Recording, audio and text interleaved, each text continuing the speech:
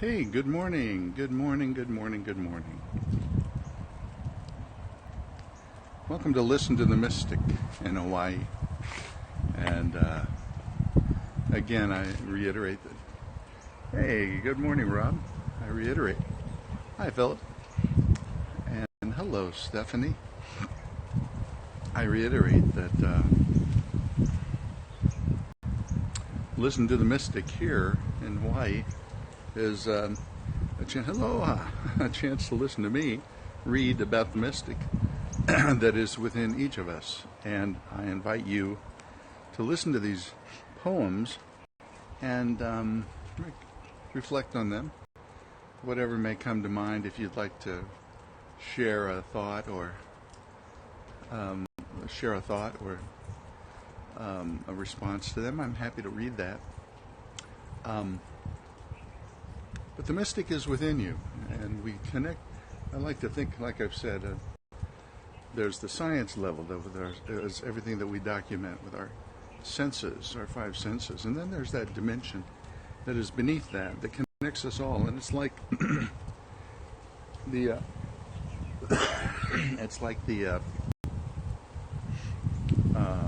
root system. It's like the root system of the aspen stand, a stand of aspens. Hello, Corby. I'm sorry. An aspen stand of trees has the same root system. And so I'm inviting you into the root system underneath. And I do that with through these readings. And the readings are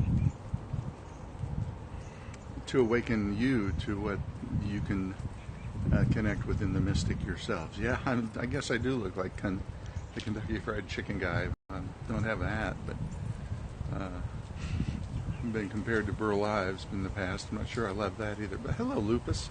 Welcome. I'm going to read from Rabia. Rabia is from the 9th century Iran, or Persia at the time, so she spoke Farsi. She was also a woman who was sexually trafficked into prostitution, and after she emerged from that, after 50, she did some writing. Now the mystics, you speak Farsi. Oh, wonderful! Wow, I wish you could read these in Farsi. I wish I could read them for you in Farsi. This is from Rabia. This is called Jealous of a Pond. When God said, "My hands are yours," I saw that I could heal any creature in this world. Hello, Salim Chizor Hasti. I live in Hawaii. I live on the island of Oahu in Honolulu. Jealous of a pond, says Rabia. When God said, "My hands are yours," I saw that I could heal any creature in this world. I saw that the divine beauty in each heart is the root of all time and space. I was once a sleeping ocean, and in a dream became jealous of a pond. A penny can be eyed in the street, and a war can break out over it amongst the poor, until we know that God lives in us, and we can see God there. A great poverty we suffer. If there is any way of connecting with one another in an honest way, it's at that mystic level, a recognition that God, the divine, is in us. Two types of Persian. There's Dari and Farsi. Which one are you reading? I'm not sure. I'm reading from Rabia, but it's called Love Poems from God, the name of the book. This one from Rabia is entitled, I Hope God Thinks Like That.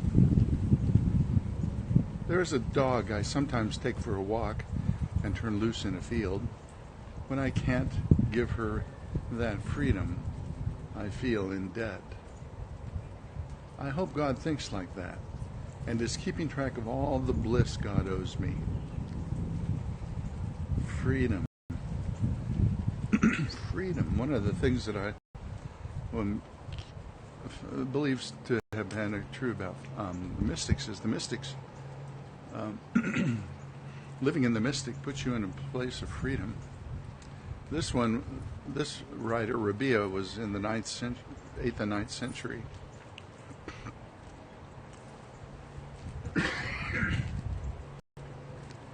And she was sex trafficked into prostitution. He emerged from that after 50 years of age and became a well-known, strong force for women in the region, and then began writing as well. So, It Acts Like Love is the name of this poem. Let me know what you think of this.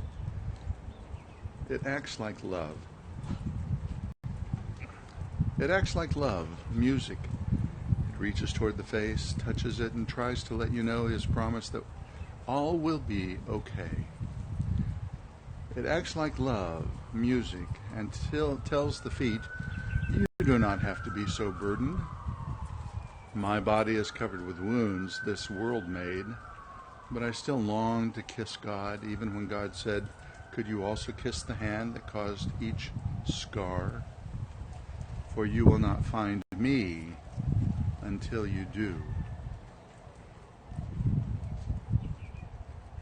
Could you also kiss the hand that caused each scar?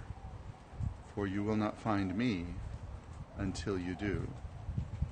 It does that, music. Helps us to forgive. It's pretty powerful for me. I know I have had to learn, I have had to come to a point where I can embrace that the one person in my life who has truly caused scars, and that was my father. But that's a beautiful way of expressing that to find God means to be able to also embrace the hand and kiss the hand that caused the scar. Welcome, Crazy. This love poem from God, and it's 12 sacred voices. Yes, Stephanie, the Give. Hello, Bloody Bart. These love poems from God are a collection of writings from mystical writers, mystic poems, and they are from all over, from a variety. Hello, Robin.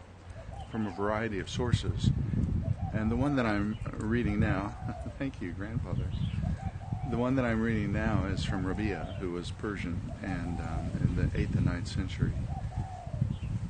And it's typical of mystical writings that they use creation and all their human experience to express the divine. Turkey, hi. Welcome, Robin. That's wonderful to have you here. So the mystic writers and Rumi took up residence in that area we call Turkey. And I'll read some from him another morning. But this one is a moon. The moon was once a moth. Again, what is this touching you?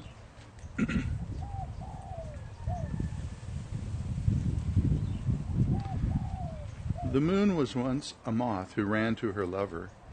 They embraced, and she ultimately passed away with such a smile everywhere on her body. Over a period of time, her wings fell to the earth and sanctified the meadows. Angels came and buried her limbs that touched his mouth. The moon was once a moth who ran to God. They entwined.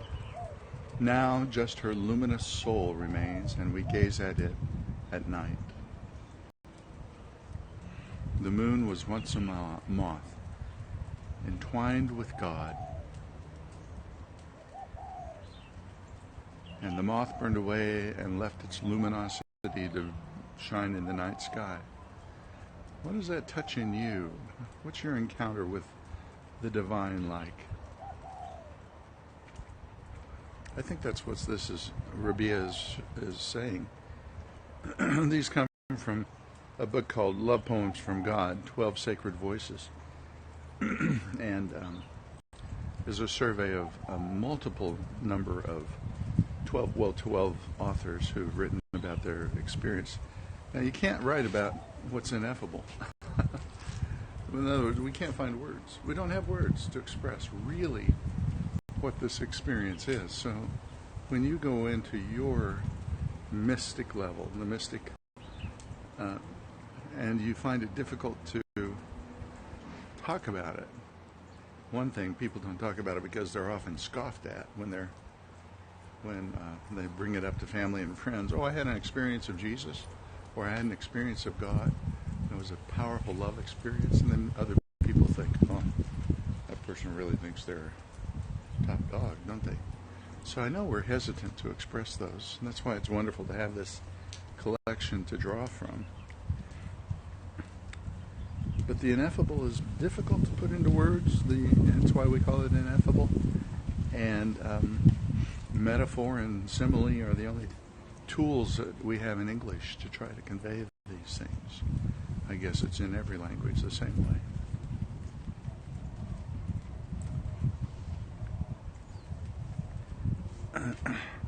Here's one she wrote. Opening the third eye is wonderful. I think anyway that we can open our intuition, and insight is helpful to us in all of our life, and maybe some of these writings help us connect with that puts us in the mystic level, listening to our own mystic within. That's where it is. It's within you. Abreast in the Sky, this one's called. I hear talk about the famous. I hear talk about different cities. The most intimate events of families come to my ears. I hear about temples, mosques, and saints. All that can be said, I have heard. All that can be wanted, I have seen. My interest in this world has waned, though, not because I am depressed. A fish in a bowl I was, a bottom feeder, but now I nurse upon a breast in the sky. So often in the mystics, God is above. It's very rare, but I heard of one yesterday who actually would talk about God and Jesus and say, point down. And I'm going to adopt that, I think. When we talk about God, talk about what's infused into the entire creation.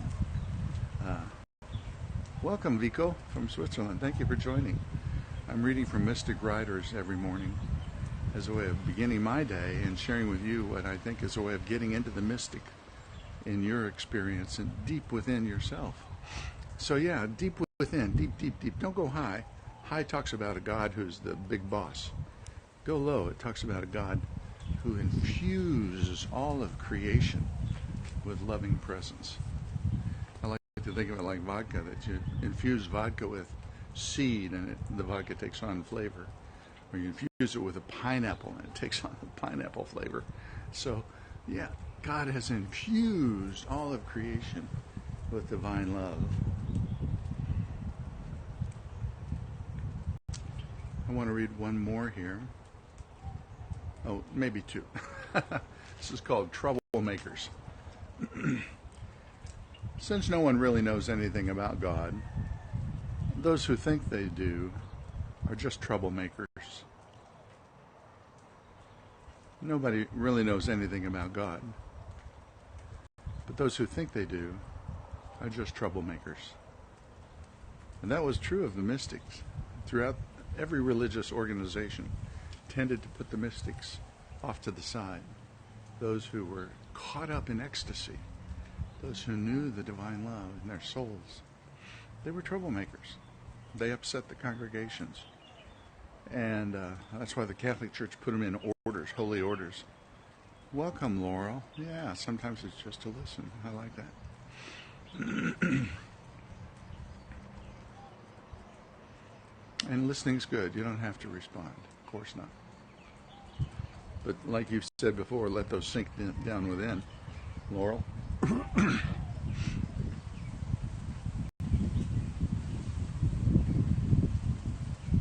Had some sangria the other night from Costco because Corby recommends drinking Costco sangria for a holy experience. It was pretty good. I needed some oranges. I didn't have oranges.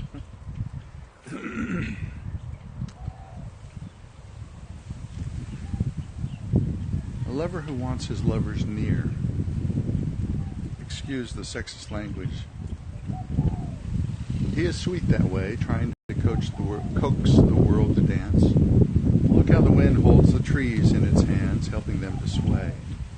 Look how the sky takes the fields and the oceans and our bodies in its arms and moves all beings toward his hips. God must be hungry for us. Why is he not also a lover who wants his lovers near? Beauty is my teacher, helping to know that he cares for me.